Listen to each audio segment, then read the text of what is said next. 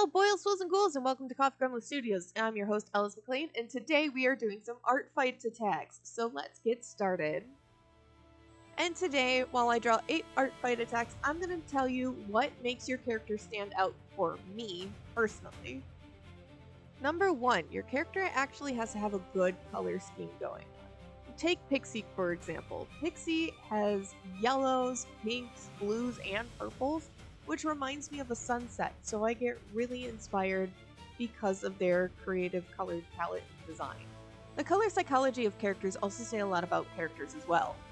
Take Pixie, for example, with the yellows meaning joy, happiness, and energy, pinks meaning love and passion, purples meaning luxury and ambition, and the lighter blue meaning trust and loyalty.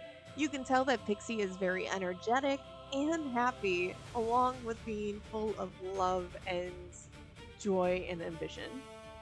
At least that's what I got from the character with all the reference images I downloaded and the color palette themselves. This character really made me want to draw her because of the color palette and stances. Which brings me to the next topic of why a character stands out for me. The stance of your character. Are they strong? Are they bold? Are they shy? Are they timid? I need to know these specific qualities in your character just from first glance. Take Mjolnir, for example. You can tell that Mjolnir is a strong, charismatic character right from the start. Just from the stance alone and the 2 reference images I have up there, you can tell that this character has a lot of personality built into it just by the stance alone. And because of that, I really wanted to draw this character so bad.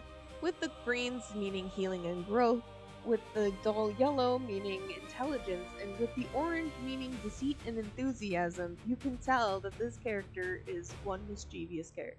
Which is why these 2 characters were very strong contenders on getting my attention straight out the gate.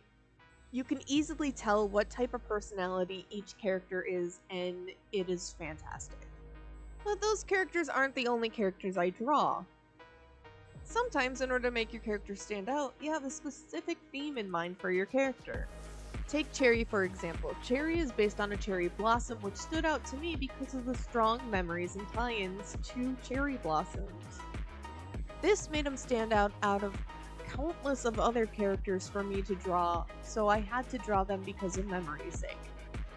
Now because of this, Cherry became one of the more important ones that I needed to draw because of the memories tied in with my husband's and my engagement day. If you want the full story of my husband's and my engagement, just let me know and I will definitely tell it one day. But all the colors reminded me of that day in Japan where I got down on my knee and I proposed. So, there's that. By the way, I really love Michaeli's art style. It's so cute. You should just check out Michaeli so much. Now the next character I drew because I really wanted a challenge. You see, I can't see blues and or purples very well, so this character being all blue and or purple kind of really got my creative juices flowing.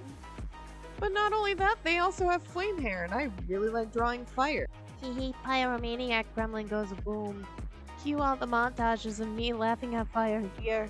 But anyway, I have optic nerve atrophy, which means that all of the colors that I see are extremely dulled. Take the saturation of any of my drawings and dim it down to about 40%, and that is exactly what I see in art. And because of this, blues and purples almost look the same shade of gray to me, which makes it really hard to see blues and purples. But again, it was a challenge, and I really love challenges. I had to use a bunch of techniques that I had to learn because I was legally colorblind. Another thing to make your character stand out for me, specifically, is shapes. What shapes can I see in your drawing? Take Naomi Lee's character Remy. I can see squares and triangles in her drawing for Remy itself. In the character reference for Remy, I see a lot of triangles and squares, which means that Remy is supportive and reliable, also dynamic and sharp. Meaning that Remy is intelligent and supportive, and very loyal. And the few round areas that Remy has means that she's approachable. Now take what we learned here and use it in the next 3 drawings coming up. Why did I use Kamari as a model this time? Is it because of the color palette? Is it because of the shape language? Or is it because of the challenge? The correct answer is 1 and 3. The color palette of this character tells me a lot about this character, and also the fact that it is purple and blue means that I can barely see the gradient in the hair that I know is there. Because of the blues and the purples, I can tell that they're ambitious, loyal, and powerful. And with the blacks in their color palette, I can tell that they're elegant and formidable. Which means you have a very strong, badass woman on your hands. Breaking down characters like this helps me learn how exactly to pose a character for drawing them. If you have a character that's just flat against the background, I don't know really what to do with the character.